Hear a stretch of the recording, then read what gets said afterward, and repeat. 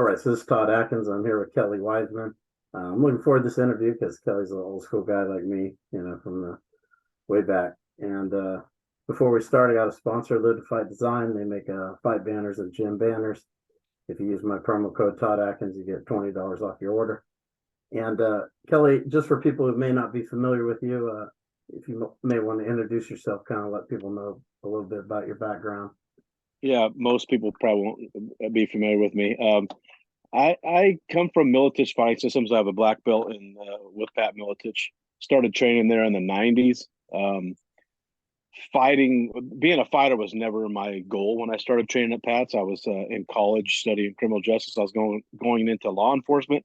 I had been a lifetime martial artist, but I had started to see a lot of videos of cops, the altercations going to the ground, and I was like, my friends wrestled and I didn't wrestle.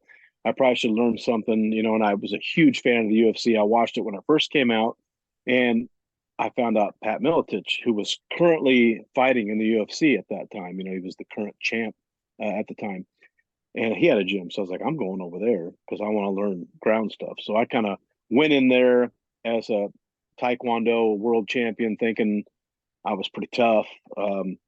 Found out real quick I wasn't as tough as I thought. I didn't, getting hit in the face was a whole new thing. But the hands, anyway, getting hit in the face was a whole new thing for me.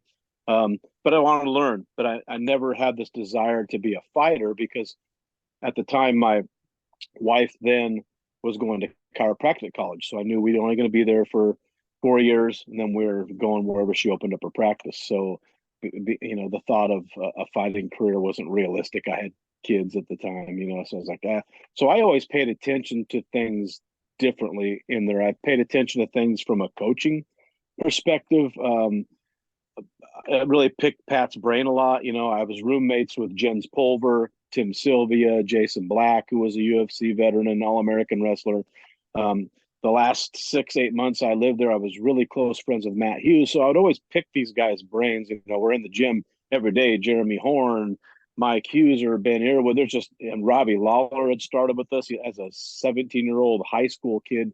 He'd come in there after wrestling practice. He'd still have a singlet on, and he'd wrestle. And so that gym was full of killers. So I just kind of always paid attention to how Pat, worked with these fighters. And he used to always tell me it's about managing the egos, because that gym had a lot of egos. And I don't mean egos in a bad way. I just mean you had a lot of, high level athletes, a lot of the fighters, all the testosterone and adrenaline that flowed through there.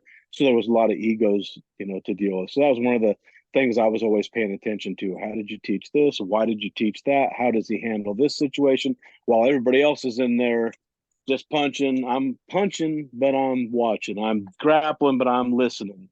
Because I knew I got to open a gym.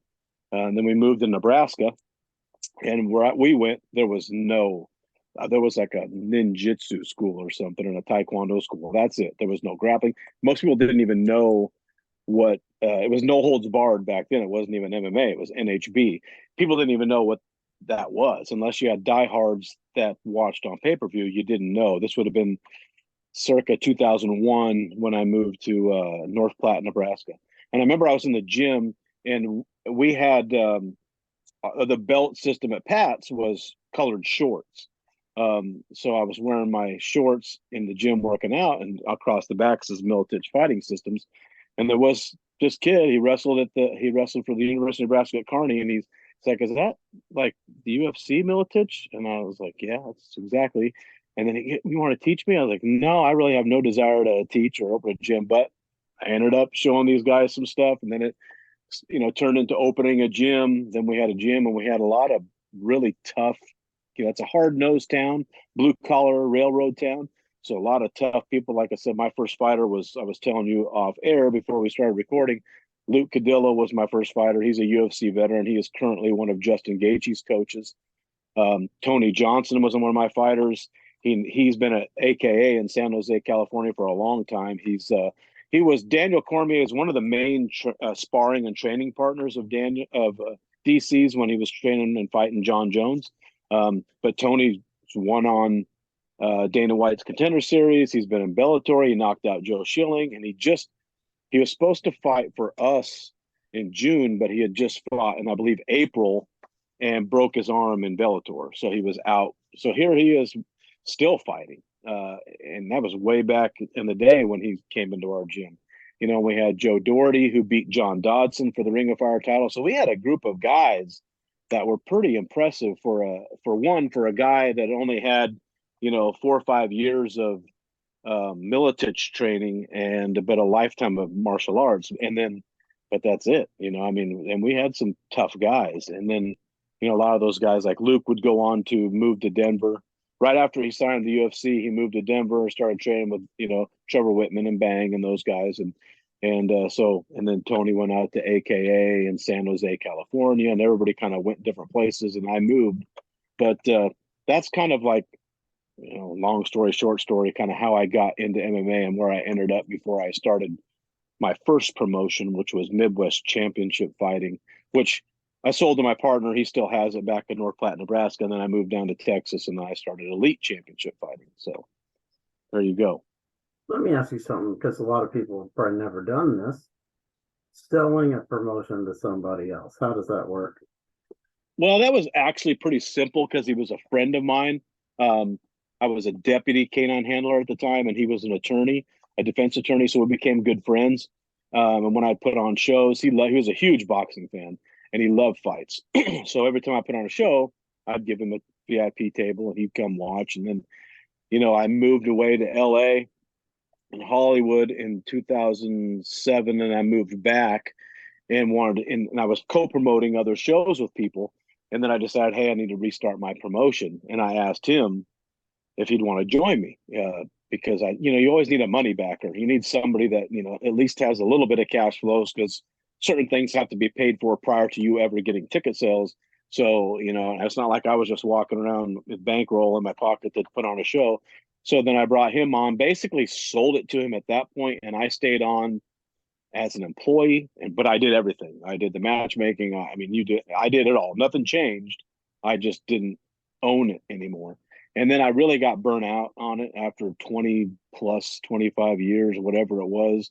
I just was like, I'm really not interested anymore. I was, the way fighters had kind of evolved into a lot of whiny babies and people expecting something and feeling entitled. I just it was getting hard to matchmake because they all thought they deserved to be up this level. Guys that were just making pro debuts thought they should make this much money, and it became a headache. And I was like, I just don't want to deal with it. So then when I moved down here to Wichita Falls, Texas, a couple of people asking me, hey, will you start a promotion? I was like, no, not interested. But then, when it becomes your identity in your life, it's kind of hard to leave it. I stopped watching UFCs and everything. It would take certain people. Like if Gaethje was fighting, obviously I'm tuning in because Luke's in his corner and I know Justin personally, so I'm interested. I have something invested. So certain people would get me to watch it, but otherwise I just kind of backed away from it.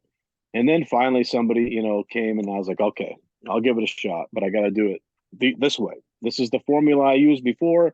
Wichita Falls is basically like the same type of town. City set up as North Platte, Nebraska, but it's larger. Obviously, there's a Shepherd Air Force Base is here, but it's railroad, blue collar, military base. So it's really kind of demographically the same. So I said, if we follow these steps, then I'm willing to do events here. But it's not going to be easy because there's really no MMA gym here. There's Amped Mixed Martial Arts, but it's about 20 minutes away. There's Machado Jiu-Jitsu school here. There's Red River Jiu-Jitsu. There's schools, but there's no MMA schools. And that's it makes it very difficult to do local events without local fighters for your ticket draw. Because you can't just drop a bunch of money and bring in big names, and then have 200 people show up. You'll do 2 shows and you're going to be broke and fold up the tent and go away. We did pretty good on our first show. Delivered everything that I promised. That we have a really big event center here. It's K. Yeager Coliseum. It's an arena, hockey arena. So, they wanted to see certain things happen before they would go forward with because I wanted to enter into an exclusivity contract so that I wouldn't have to compete and deal with maybe a lesser show or a lesser production. So I said, okay, let's do this show and you'll see. We delivered the production, the people. It was pretty amazing. And then they were okay. Now we'd like to do contract so many shows. So October 28th will be our second show here, but our first one under that, that contract of them being interested in it, them have seen the product. And it's so we're kind of excited, obviously, myself and my matchmaker. I do a lot of the matchmaking, but I have Bubba McDaniel, who's a Ultimate Fighter vet, UFC vet. Yeah. He retired. He retired from on our show actually in June. He fought. That was one of the things I said. If we're going to do a show, I kind of need you to fight on it. It's your hometown. You never fought in your hometown. We need something that's going to draw the people in. And once they see the product, the production, the lights, everything, they're going to be like, oh, okay, this is a good production. It isn't just drop a cage, the lights are still on, and let's just, have some crappy announcer announce some guys out. One of my best friends, Mike Kendall, who's the announcer for LFA, he's been doing my shows since 2009. So, I fly him out, he does them. So it's a good production. But so we're plugging away. We're trying. This next show is all amateur. We want to be able to, kind of feature some of the amateur talent. Then we'll go back to pro am. I'm licensed for all combat sports in Texas, so we can do combo Muay Thai down here with MMA, which I like because I'm a Muay Thai guy. That's my base and my interest. So we'll get to that at some point. But right now, we're trying to get the MMA thing, pretty solid here to get a good following. But after that last show in June, I think we'll do good. I think we'll, as long as we can keep building every time, doesn't necessarily have to be, a couple thousand people, but the product just needs to be good. The people just need to talk. And because I'm in the entertainment business, even though it's fighting, it's entertainment business. And your show cannot live on your fights alone. And your show cannot live on the lights alone. So you have to have the production, the lights, the announcer with good fights. If you marry both of those together, then you're going to have success. You can't have just one and not the other. It just doesn't work. I've found. Now, maybe other promoters have been successful at that, but I've found you got to have both. And maybe take us through without having to get too technical, like for dummies or whatever. The book for dummies. Yeah. Maybe like a promoting formula for what is, in your opinion, successful. I come at it from different angles because I've promoted concerts. I've promoted, pretty much anything at some point. I always make this joke. I promoted the Chippendales several times at a nightclub that I used to run. So my hands have been in pretty much all promoting, not just fighting, but obviously fighting is my love and my base. Promoting's not that hard. I don't find it that hard. I made a lot of mistakes in my other promotion early on. You find out what works, what doesn't. You also have to understand every city is different. Every location is different. What works in one place may not work in the other place. Or what didn't work in one place might work there. So you really have to have a good feel. You have to have your finger on the pulse of, the community that you're in. You can't just go, no, we're a great show. We put on great shows, and everybody's just going to come out when they hear that we're putting on a show here. It doesn't work that way. You have to make sure. So to say there's a formula, I don't know. When I go to put on a show, the first thing I do is, okay, let's decide the date.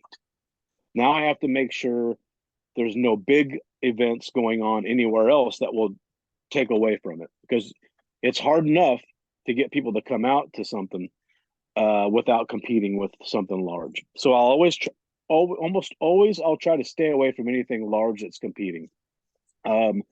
Not sometimes you can't help it. In Nebraska, it was easy. I would do in that location.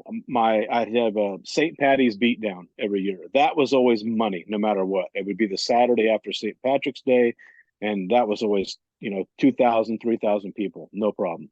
And then, because you don't want to do too many, and in a small town, you do 4 or 5, you oversaturate the market. Then people just be like, yeah, I'll catch the next one they're going to do next month or in a couple months. So you don't want to do too much.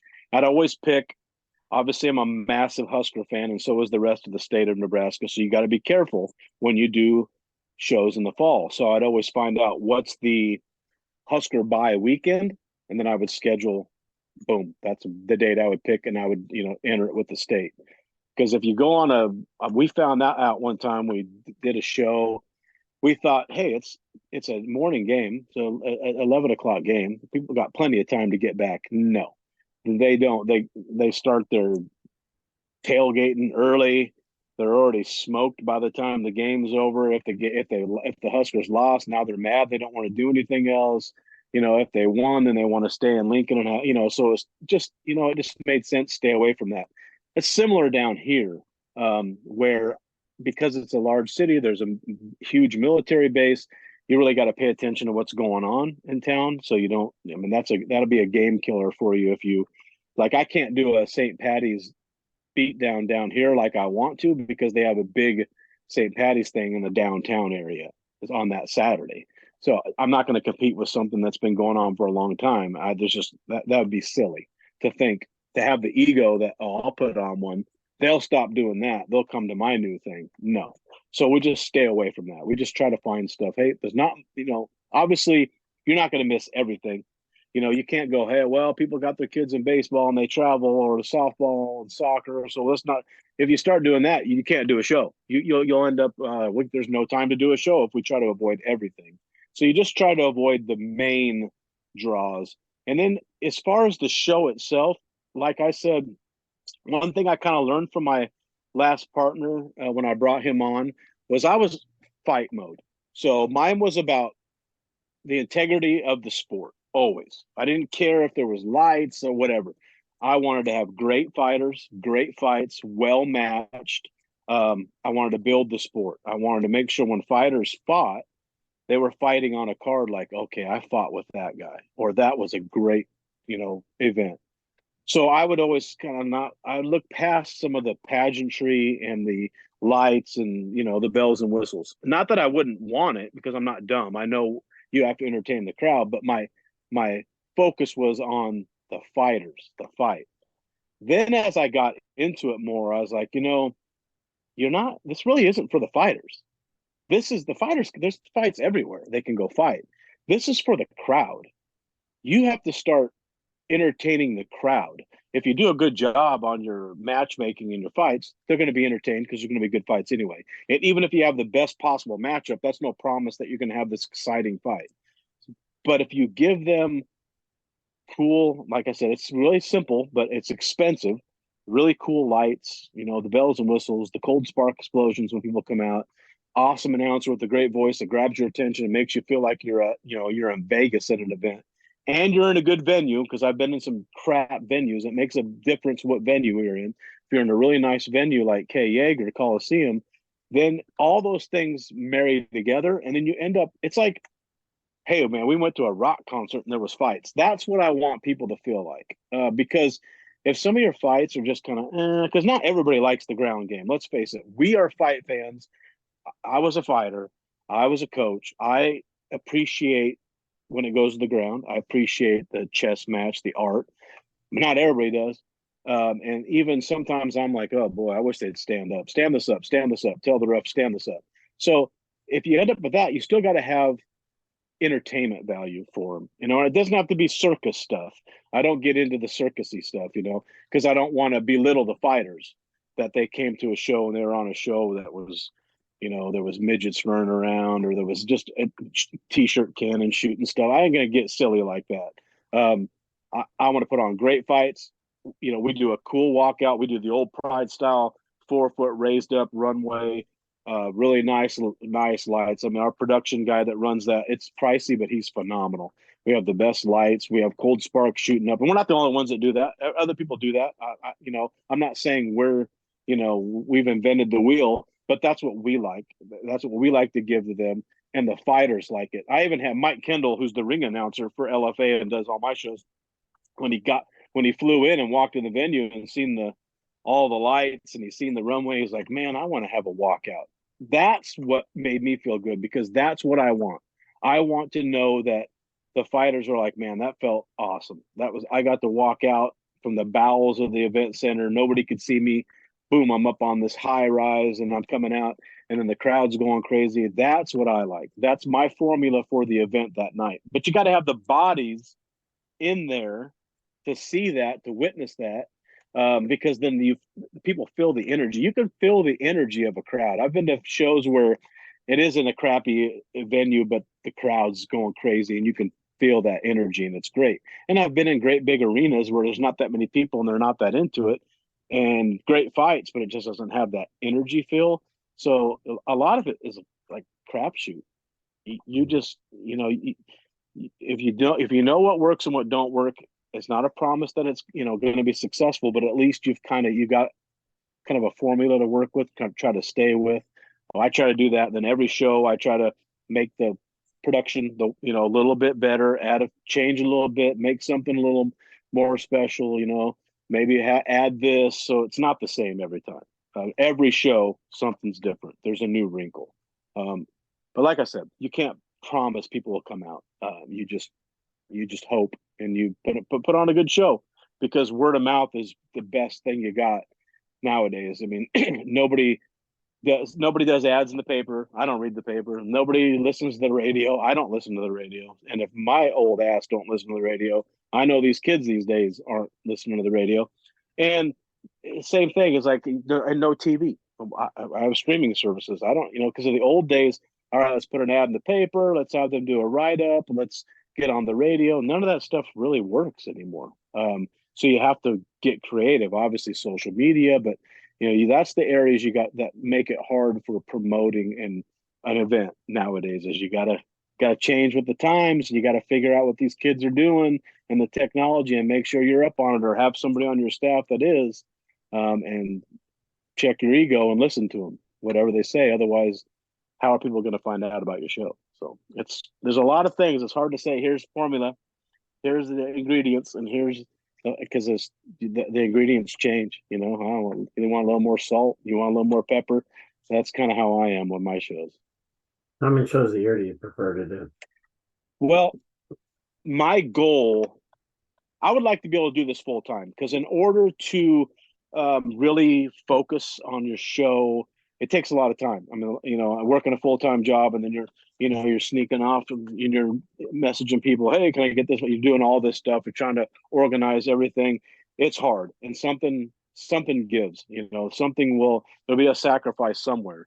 I would ultimately like to do anywhere from 8 to 12 shows a year. I'd love to do one a month. Obviously, that requires me to travel around North Texas and into Oklahoma, but I'm licensed in Oklahoma as well. I can do that. But right now we're just trying to do like one every quarter, so every 3 months, just to get everybody knowing their jobs, so that I don't constantly have to do everything. The goal is to get a team built. They know what their job is. They just show up and do it. I don't have to constantly hold hands, stand over them, remind them, send out texts, double check to make sure they're doing it right, micromanage. I don't like to do all that. So we're going to start off with about, 4 to 6 a year. I am going to start doing high level grappling events, not tournaments, but like fight to win type of thing. Abu Dhabi, ADCC, those kind of things. I want to do like the MMA walkout production, but then on a raised platform, grappling matches. I want to start doing those in between each show. So my goal would be between the MMA, the Muay Thai MMA combo, and the grappling events, doing one a month, which is feasible, so that I can focus. If I know I can do that, make enough money that I can focus on that, then it all becomes better, because all my energy is into improving this, instead of some energy over here on this job, some energy over here, and then trying to come back here and get it in the fights. It's tough. It's really tough. Now, I want to ask you about something we were talking about off air. I've heard like Sean O'Malley recently was that was the one that I heard recently, where he's kind of talking about, I think the manager. Wait, can I stop you a second? Sure. If this has anything to do with his open relationship, I can't answer anything. No. My wife will kill me if I. No, I'm just kidding. I'm kidding. Go ahead. I know the manager dynamic with the UFC is different now. They kind of have some of their own guys, who do a lot of their stuff for them, so to speak, to some degree. It's not like the old days where Monty, he had his thing going and he had his fighter. Now they have like some of their feeder events, and guys have their own promotions that have like contract to send their guys to UFC and whatnot. But what Sean O'Malley was saying is, you need to be careful signing with these managers that can get you in the UFC or say they're going to get in the UFC and they take like 10% or 20% of all your earnings, including your bonuses.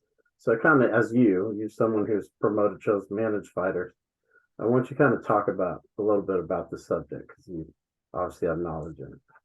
Yeah, I mean, like I was saying before, and actually, it reminds me now that you posed a question like that. It reminds me of like the managers I have to deal with as well. I honestly, the answer is this: it depends on what hat you're wearing, is how you um, look at it, judge it, how you take it. If I'm a fighter, when I was, how you look at a manager is a little bit different as opposed to I'm managing fighters a little bit, dealing with fighters. How does it look like? How does it look like as a promoter that is dealing with managers, which is a pain in the ass?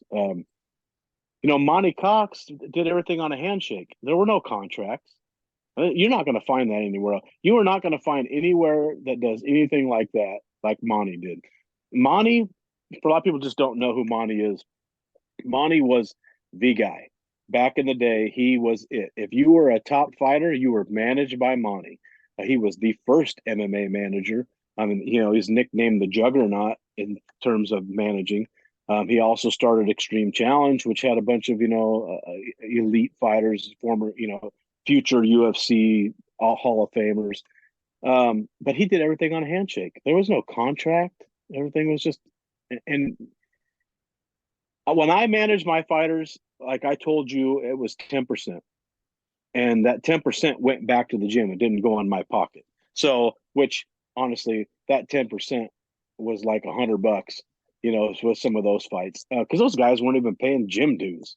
So me saying 10% was just getting gym dues out of them. It wasn't anything, and like I said, you're talking about guys making 100, 200, 300. We flew out to Chicago. Like when Luke was fighting, we were fighting. My guys were fighting. Tony and Luke flew out to New York, did Muay Thai matches at Fifth Street, at Church Street Boxing in New York against world champions when they were MMA guys and didn't know anything, and they'd be getting $300, $500. We'd fly to Chicago, and I remember Luke fought Bart Palejewski, who was one of Pat's IFL fighters who was phenomenal. And I think he got like $300. I mean, they weren't making any money. Like I said, back when I fought, guys were paying to enter events. Like I told you, my first pro fight was a 3-round war. I won, and they handed me $100 bill. And I thought it was the greatest thing ever. But that's like, imagine a fighter today making $100. I mean, these guys today, it's a little bit different. None of these guys have jobs. Everybody else back in my day had full-time jobs. I don't know anybody that didn't have a full-time job somewhere that was fighting. If you didn't have a full-time job back in the day when you were fighting, then you were getting your money illegally, or you had somebody bankrolling you for some reason, because there's just no way you could do it. You didn't make anything. I mean, in the old days of the UFC, and I say old days, I'm talking, you know, 2005, 6, 7, you were lucky to be signing $1,500 and $1,500 contracts. Then you had to pay medicals on top of it, so you weren't making any money usually. And UFC has those 3-fight contracts they're famous for, where after 2 fights they don't have to honor that third fight. And that happened to Luke.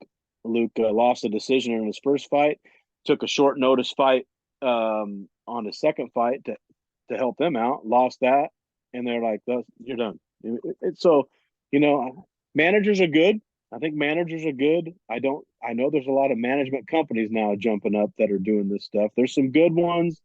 There's some bad ones. I definitely, as a promoter, I'm definitely not going to drop names, and because I compete for trying to get fighters. But I've had managers for very large management companies, very well-known management companies, call me to get a fighter out of a contract. Recently, on my last show, they thought they had a better opportunity for this fighter, and they called me and said, "What do we got to do to get fighter A out of that contract, we have an opportunity that will get that fighter in the UFC. I'm like, well, they're fighting a UFC veteran, a high level UFC veteran on my show. I don't know what's more get to the UFC than that if that person wins. Oh, but we have a different. I was like, okay, I'm never going to stand in the way of a fighter. I was a fighter, so I was a manager. I was a coach. I'm not. I'm never going to say nope. Nope, you're not doing that. So of course I let that fighter out of the contract. But I mean that's the kind of stuff you deal with some management companies. Man, watch who you manage. I guess sometimes people say it's certain managers that get you a place, and I do believe that to an extent. Like you can get places with the right manager, and you won't get anywhere with the wrong manager, because the UFC is the show. Period. Whether you like the fact that they have a monopoly on MMA or not, they do. People are willing to go fight there for lesser money than other shows because it's the UFC. They want that, and I don't blame them. Once you're a UFC veteran, that can never be taken away from you. You are that for life. So I don't know. It's such a hard question. I don't. The managers deserve what they deserve. They're working for you. If that manager's working for you, keep in mind if that manager's juggling 4, 5, 6, 7, 8, 9, 10 fighters, how much time are they putting into you individually to justify, but some of those managers are also only taking the 20% when you're a nobody, not making anything. So if they're investing in you and they're helping build you, do they not deserve 20% when you're on top of the world? Why wouldn't they? I think when we were off air, I was talking to you about when I was on Luke Cadillo's podcast, and he was talking about Justin Gaethje. He was talking about Justin Gaethje's fight with Charles Oliveira had just happened before I went on Luke's podcast. GU Unfiltered is the podcast, and he had said that because Charles Oliveira didn't make weight in that fight, obviously he had to give up 50% of his purse, his show money, to Justin Gaethje. And then Justin Gaethje, and like I told you, I'm not telling secrets because he discussed this openly on the podcast, he distributed that to his coaches and corners. And Luke had said, and jokingly, but he meant it, and he was serious, I made more money from Charles Oliveira not making weight than I made in my entire UFC contracts. So that's telling. But of course, you're talking about different times. You're talking about different levels of fighters too. So I don't know. Everybody's going to have an opinion on, oh, he shouldn't get that much percentage of the manager should get. But have you ever been a manager? You might want to try it because it's not that easy dealing with some of the stuff you got to deal with. And dealing with fighters is a headache. It's like being a babysitter, whether you're a promoter or manager, coach, trainer, it don't matter. So, I don't know if I answered your question, necessarily, but depending on the manager, depending on the situation, I think they deserve whatever. And if because like you well know, certain managers are connected. And they'll get you, even if you don't deserve. I've seen fighters get in the UFC that have no business being in the UFC. Yeah. I mean, they could beat my ass. I'm not saying they suck. Nobody making it at that level sucks, but they had no business being at the UFC level yet. But they knew the right person. They had the right manager that was in the know with somebody that maybe talked to somebody. Back when I used to try to get fighters on, I'd have email conversation with Joe Silva. Hey, Joe, I got this guy. Here he is. What do I got to do to get him in there? Okay, that guy needs this fight, and then we'll take a look at him. Okay, that's my job as a manager and a trainer to make that stuff happen. Now, if he makes it to the UFC and gets that contract, do I not deserve, 10%, 20%? Or is it he got there? His team got him there. I mean, who's doing all the talking? Who's paying the cell bill? Who's running up, all the stuff, trips, conversations, time. Time's expensive. I don't know. What's your opinion on it? What do you think? Yeah, that's what I was kind of saying when we were talking offline. Like, let's say I'm so-and-so manager, and I'm managing some guys who are making 15 and 15. I'm not getting a cut of much. No. That's very little.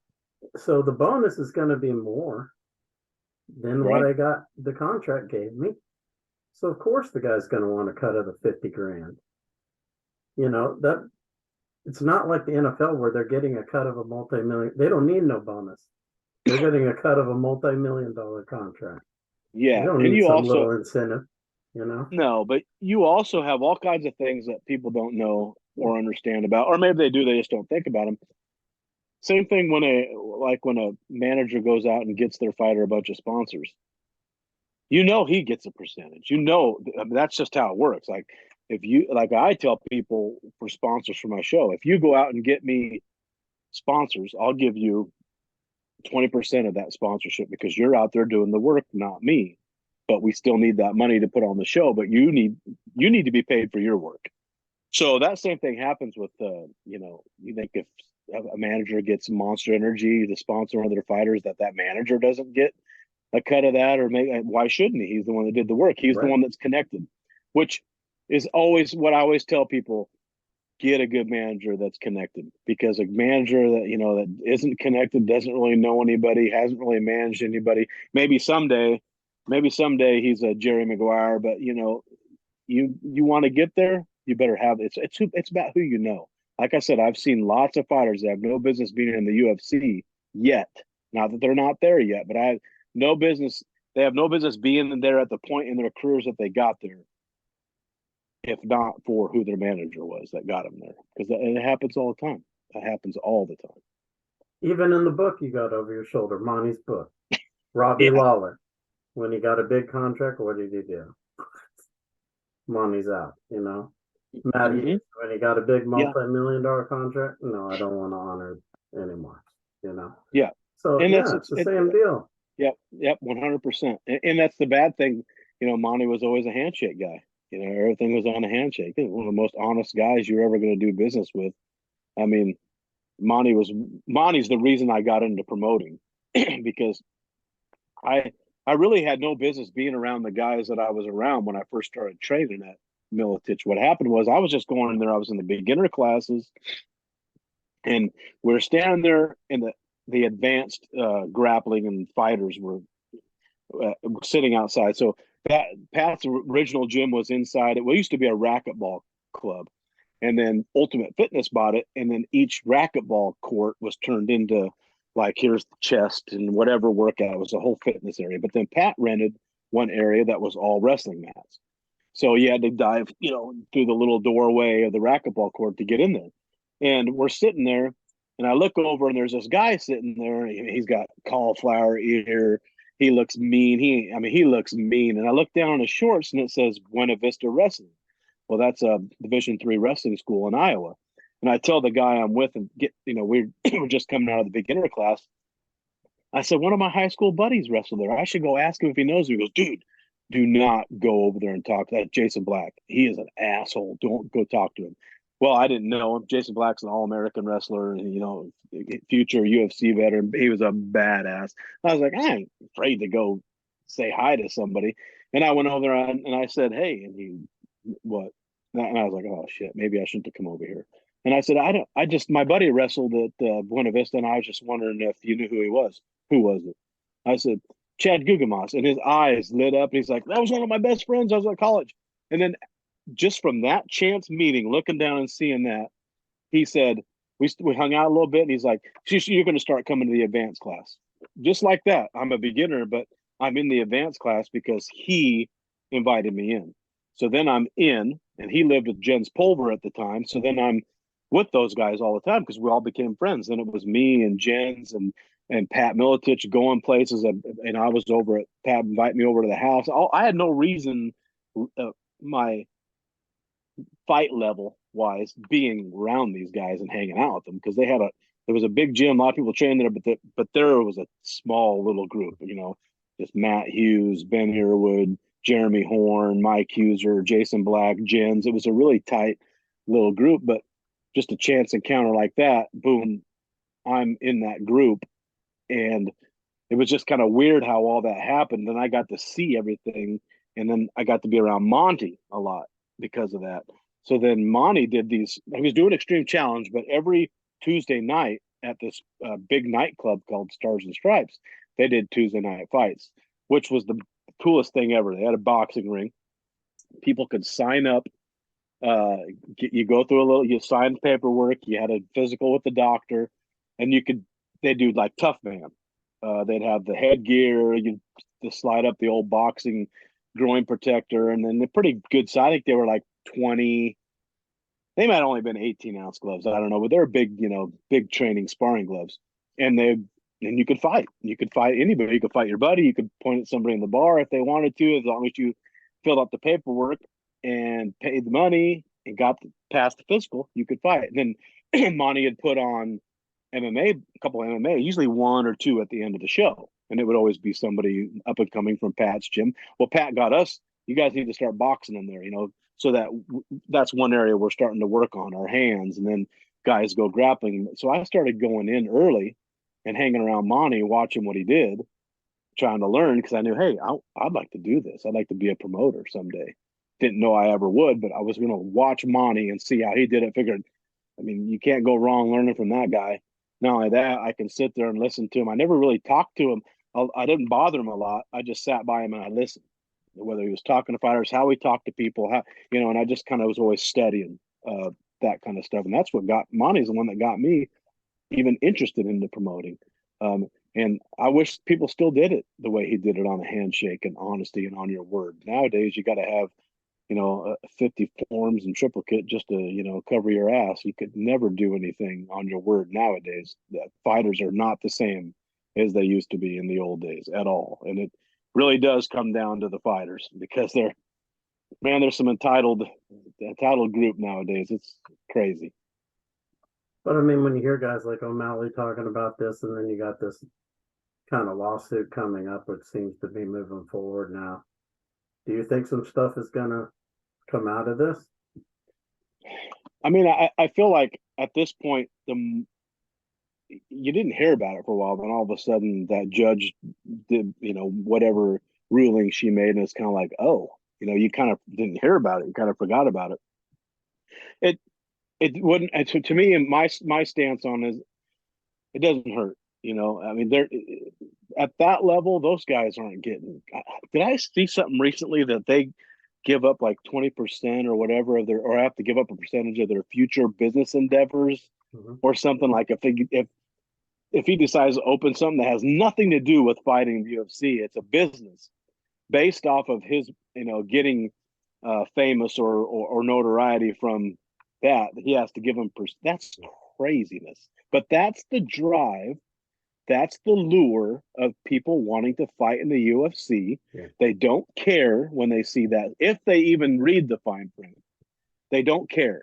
And no, there ain't none of us that could ever say, oh, the UFC wants me. Oh, I ain't gonna fight for them, because if I open a business, I have to. Nobody's gonna do that. You're getting the shot. You're going. You don't care if it says you have to sacrifice your firstborn. You're going. It's the UFC. I don't care what that contract says. I'll sign it in blood if I have to. And then afterwards, you start thinking, oh man, now I didn't make any money. Or the thing that bothers me the most is not even that. It's the injuries that happen to fighters. Like, one of my really good friends, Spencer Fisher, obviously has a well-documented, issue.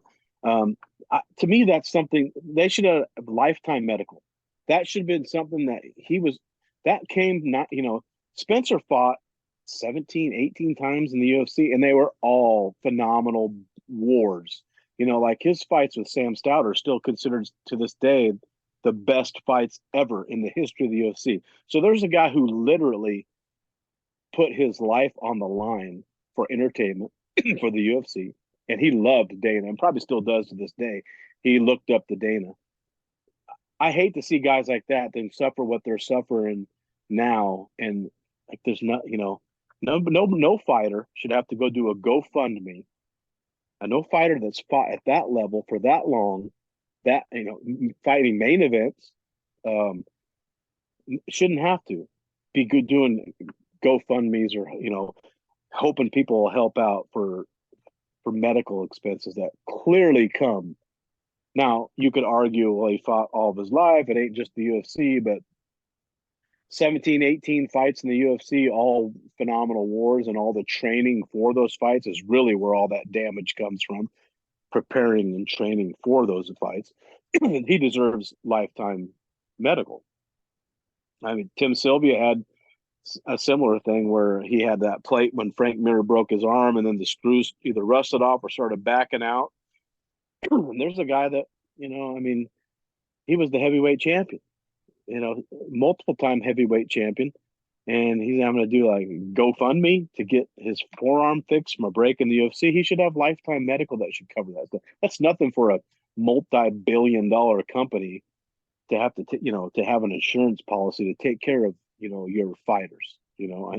It's not like you're asking, for millions of dollars a year. You're just, hey, it's just the medical. They should have medical insurance for life. I mean, obviously, at that level.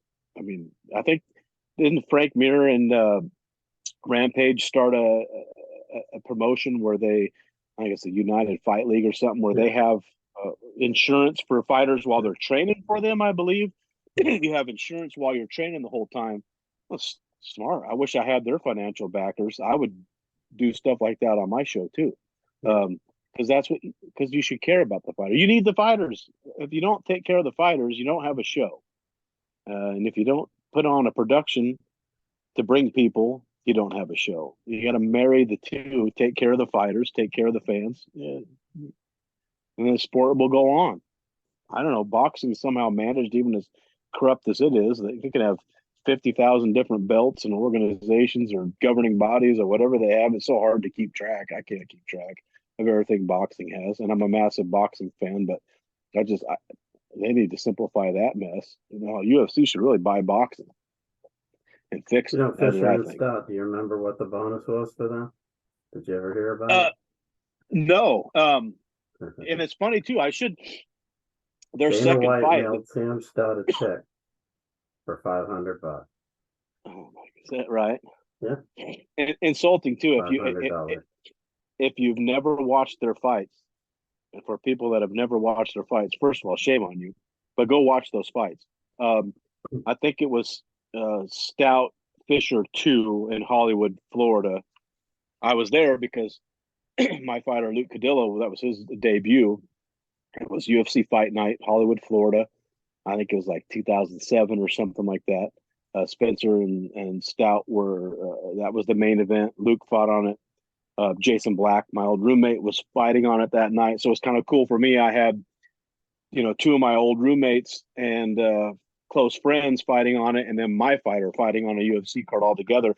But if you watch that fight, it was phenomenal, just like the first one was. There was no drop off from the first fight. And to think you go to war like that and you get $500, you get a check for $500, I won't even pay your rent. That's crazy to me. I mean, that's crazy to me. That's why they should be taken care of for life. There should be some kind of pension, retirement type of thing. Granted, you have to. It can't just be for any flash in the pan fighter that comes in the UFC. Poof, you're out. But if a guy, you got to figure out what rules you're going to make. What parameters are set. But if you said, okay, you have to fight at least 3 times, or you have to fulfill your contract or something, and then after that, just like in the NFL, I think after 9 years or 10 years, then you have pension for life or whatever, insurance for life, something like that for the UFC. Obviously, you can't do 9 or 10 years. It doesn't work that way for the fighter's body, but you could do, if you fulfill your first fight contract, then you have this, then you have that. There needs to be, and we're beating up and picking on the UFC, but they're the big dog. They're the one that sets the standard. That's where everybody wants to be.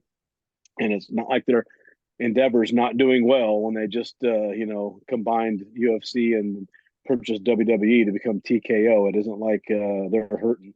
I don't think medical insurance or a fighter pension is going to break Endeavor. I mean, I could be wrong. I mean, obviously, I'm low man regional promotion in Texas. I'm nobody to be telling them, but I don't know, whatever. That's why I don't think if I was to set rules for a promoter, I don't think a promoter should be allowed to promote an event unless you were a fighter and or trained for X amount of years in the gym like a fighter, not just somebody that went to, cardio kickboxing or, punch fitness or whatever it is they do. But you shouldn't be able to be promoting if you don't know what all the levels went through. Like for me, I come up, Doesn't make me better, but I come at it with a different angle, and I feel it makes me more well-rounded because I trained for a long time under the best in the world. I fought, even limited, but I fought. Then I opened a gym and was a trainer, and I managed fighters, and then I did all the coaching. Then I started promotion. Um, those steps make me a better promoter because I can look at it from all angles. I can be fair to the fighter, but I also know that what the promoter thinks, and I can say be fair to the promoter, but but this is not fair to the fighter. So I look at it differently, and I think you should be able to have a promotion anywhere, anywhere in the United States, no matter if it's boxing or MMA, without have actual experience either as a combatant or somebody that's trained for a long time. Because I don't like it. I feel like they don't take care of the fighters. They don't take care of things right. They're more concerned about money. Because what was Dana's old little saying years and years and years ago? Anybody with two nickels to rub together can start a promotion, and he ain't lying. There's guys that have no business having anything to do with MMA that start MMA promotions. No business at all, other than they were fans. We're super fans. We like it. We're going to start a promotion, and then legit promoters, legit matchmakers are competing with crap events, crap promoters that don't know anything about the sport, don't know anything about training, don't know anything about the safety of the fighter. That's just one of my pet peeves. You shouldn't be able to do it if you don't. Now I'm not talking about matchmaking. I'm talking about owning a promotion. You should not be able to be a licensed promoter without some kind of combat experience. That's just me. I mean, it makes sense. That won't be a popular take, but that's just me. No, it makes sense to see from all the different perspectives into one. It makes For sense. sure. So, as we're kind of winding down, I wanted to ask you this to kind of maybe end the interview. You spent all this time at Militant. Robbie and Jens that get put in the UFC Hall of Fame. Maybe talk about that a little bit. Well, I was pretty excited. I was really excited for Jens. We were close friends. We were close. We lived together. Um, we know intimate details of each other's lives. And Jens and I, when Jens was training in the UFC, like when he was fighting John Lewis, Jal Hawk, those early UFC fights, him and I would go. I'd go to college. He was already done with college, graduated. I was in college. And then when I come home, him and I at lunchtime, we'd eat and then we'd go to the gym together and we'd train, just him and I. And we'd do Muay Thai kickboxing. So we'd study Rob Kaman tapes and then we'd go to the gym and we'd work on techniques, him and I, for a long time. And then obviously we were training together at night and, all that stuff. And it was like on and on and on for a long time. So Jens and I got really, got pretty close, especially that last year that I was there. So I was there with him when he won the title. And that was UFC 30. That was Zuffa's, when Zuffa bought the UFC from SEG. That was their first show, and it was at Trump Taj Mahal, and I was up there for that. I was up there with Matt Hughes.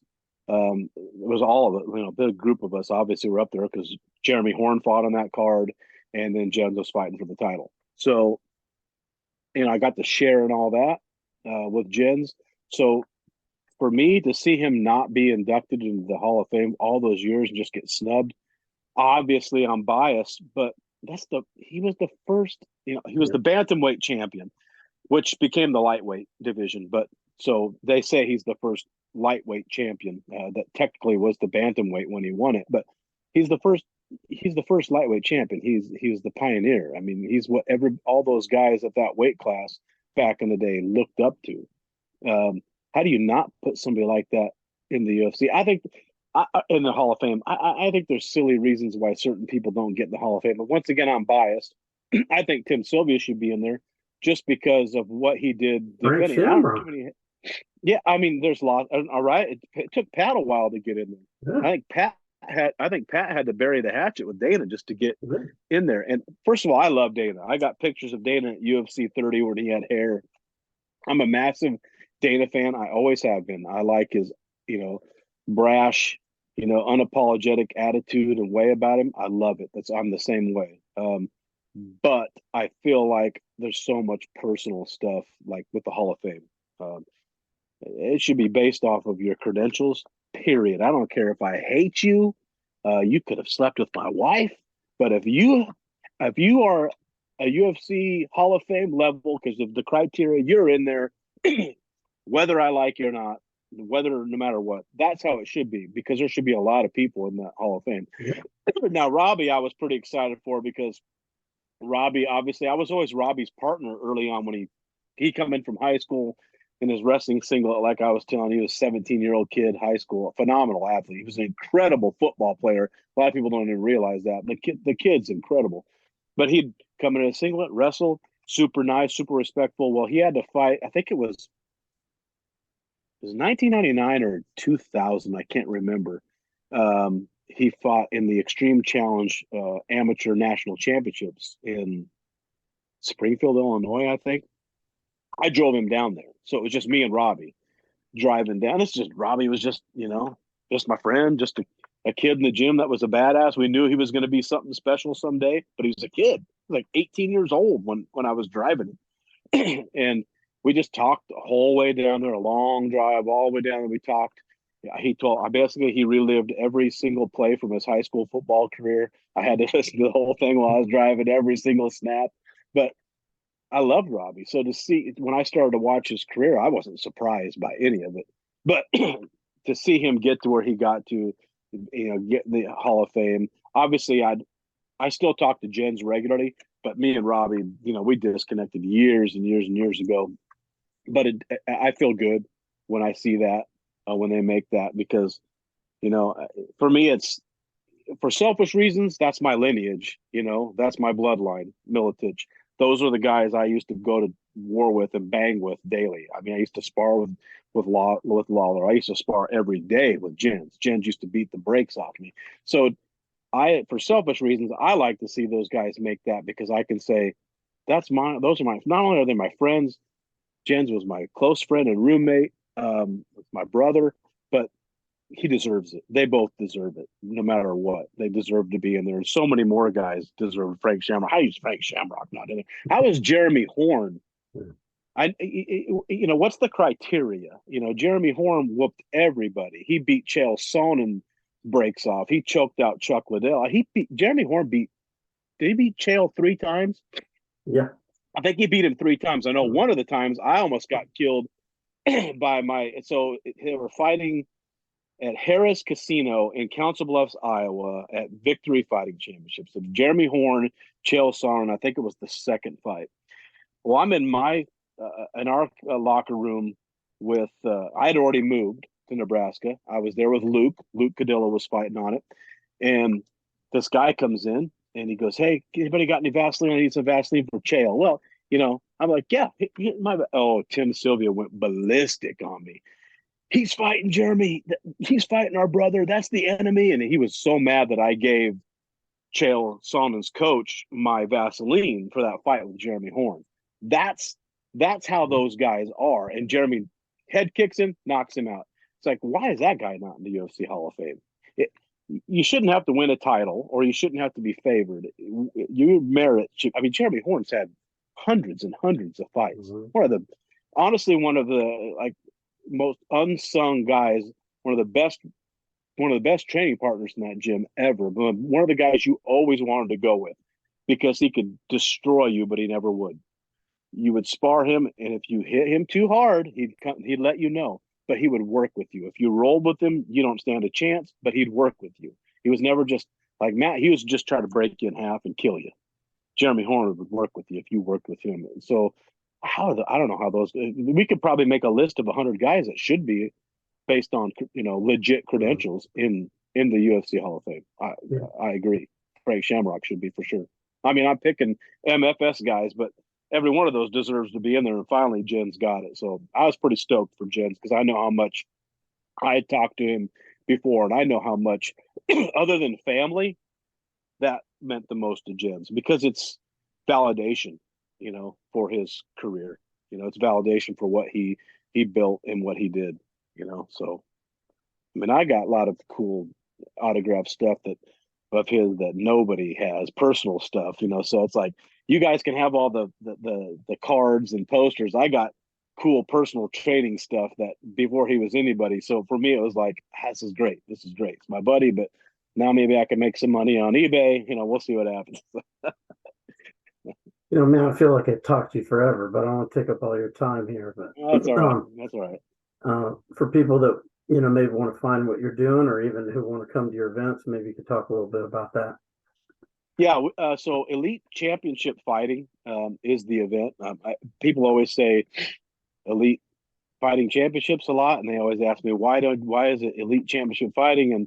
And two reasons, and I bring this up so it kind of gets ingrained in people's minds, so they don't Google Elite Fighting Championships. It's Elite Championship Fighting. I did that because I didn't, when I started Midwest Championship Fighting, I didn't want to be like everybody was copying the UFC. If they named their, whatever, Joe Blow, it was Fighting Championships. Didn't matter what it was. I didn't want to do that. And one of my good friends at the time, and still one of my good friends that I co-promoted with, Sven Bean, who's the president of LFA, he had Ring of Fire, and all my guys fought on that. And it was Ring of Fire, and it was a championship fighting. And I was like, that's what I'm going to do when I have the show. Make it different, so it's not, fighting championships. So when people look, it's Elite Championship Fighting. We're on Instagram under that. We're on Facebook under that. Twitter under that. Our website is theeliteMMA.com. The Elite MMA. And you can go on there and you can read the history of, like myself and Bubba, and then see upcoming stuff. We got a highlight video from our last show so they can see the level of production we have. You can keep tabs on what our next fights are, all that kind of stuff. But usually social media, you can find us. If not, I have all my stuff in my bio on Instagram. So if you didn't catch it, just go to Kelly Wiseman MMA, and then I have all that in my bio. When's your next show going to be? October 28th is our next show at K. Yeager Coliseum in Wichita Falls, Texas. That's going to be a really good show. It's an all amateur show, but it's high level. We have 2 title fights. We have Kaylee Cumbie, who's a local undefeated strawweight. She's fighting for the title. We have 2 other female bouts. We have Oscar Delcid versus Alex Dubray for our 205-pound amateur title. Oscar Delcid trains with Matt Grice, UFC vet Matt Grice in Oklahoma City. So we have, and then one of the really, other than all of the local guys and a lot of the other fighters, it's pretty cool. We got Travis Luter, who most people know that name, obviously UFC. His son is making his MMA debut for us October 28th. So that'll be kind of cool to see. I really like to see that legacy of a, high level UFC guy. Now his son is making his MMA debut. That stuff is always exciting. Just like, Matt Hughes' son is just turning pro. I knew him when he was a baby. So it's kind of cool. It really ages me too when I see these guys, but it's cool to see these guys, the legacy of, UFC veterans, high level MMA veterans are kids now who, they gotta be killers. They gotta be. I mean, because they've lived it their entire life. So having Jordan Luter make his MMA debut is pretty exciting. It'll be a good show. We're on Star Fun Stream, exclusively on Star Fun Stream for our pay-per-view broadcast. But you can get all that information if you go either on our website, theeliteMMA.com, or you go on Elite Championship Fighting Instagram or my page.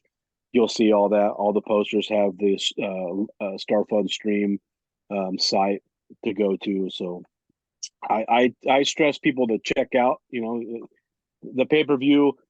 We don't charge a lot for it, but we run a professional pay-per-view, obviously tell the tape. We have experienced announcers. We do all that stuff, commentators. But the point of that money is it pays the production crew. It doesn't go in my pocket. It's 100% to pay the production crew. We have professional camera guys, the commentators, all that stuff. So I urge people that if you can't make it out there, buy the pay-per-view. $20-25 is not much to watch, really good high-level fights.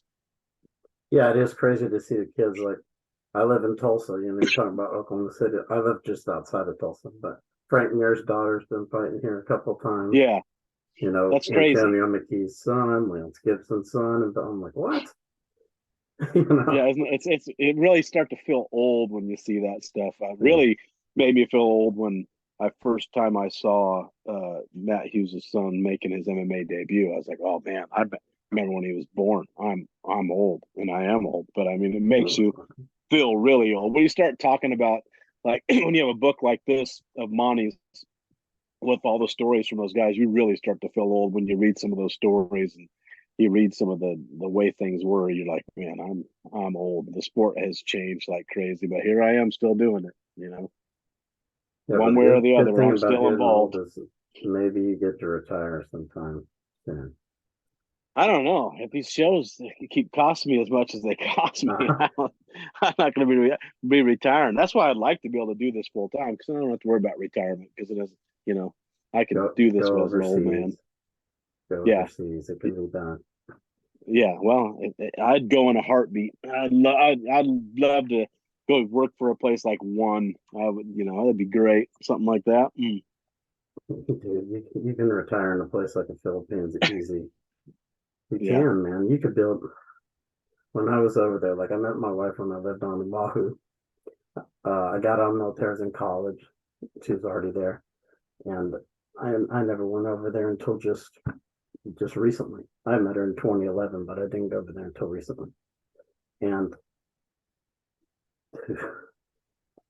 I saw, like, she had some friends from Hawaii who lived there. They built the house. It was like 100 grand. My house like 120, and mine is not even a fraction of the size of theirs. 100 grand. Theirs is huge. More than they need. Brand new house they built in the city too. Like my wife lives in a province where it's even cheaper. Yeah, I mean, it's Yeah, ridiculous how far your money goes. you're gonna get me wanting to renew my passport. Yeah, it's ridiculous how far your money goes, man. It's Yeah, crazy. somewhere else. Yeah, how far it goes somewhere else. Yeah, Yeah, it's crazy. yeah, Even here in Oklahoma, I mean, if you have your house paid off, you could retire. But over there, it's yeah. just crazy how far your money goes. Like you don't even think about it. And I'm I not wish I rich. would know. You know what I Yeah, mean? definitely not. Yeah. I'm definitely not. I'm rich. I'm rich in books, and that's that's about it. That's about it. Put me in a room with my books and let me die, and I'm good. Yeah. I Telling don't you, even man. need a big. I don't even need that big of a house in the Philippines. Yeah, overseas like Thailand, Philippines, those places, Vietnam. You can retire, man. Well, now you're gonna have me doing all kinds of googling. Yeah. Don't worry. If you want to do it, you make it happen.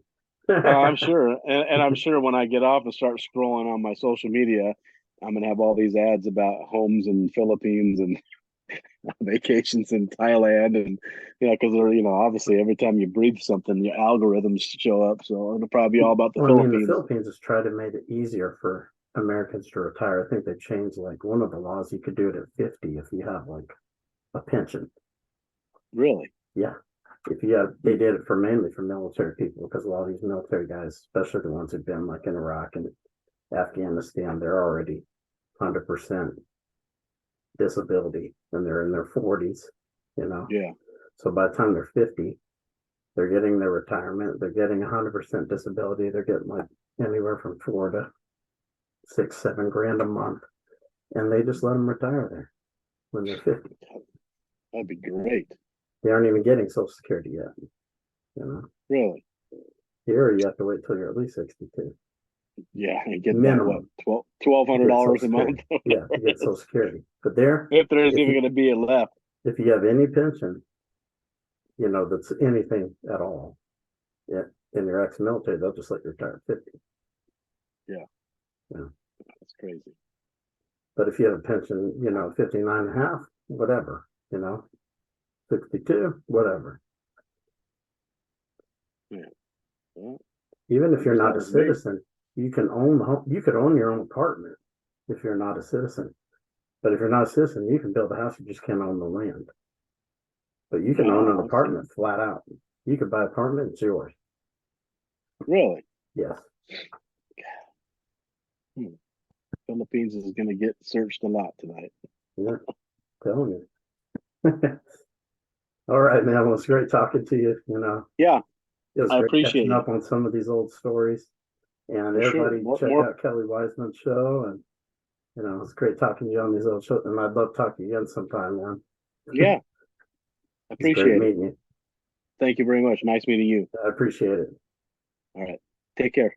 Take care.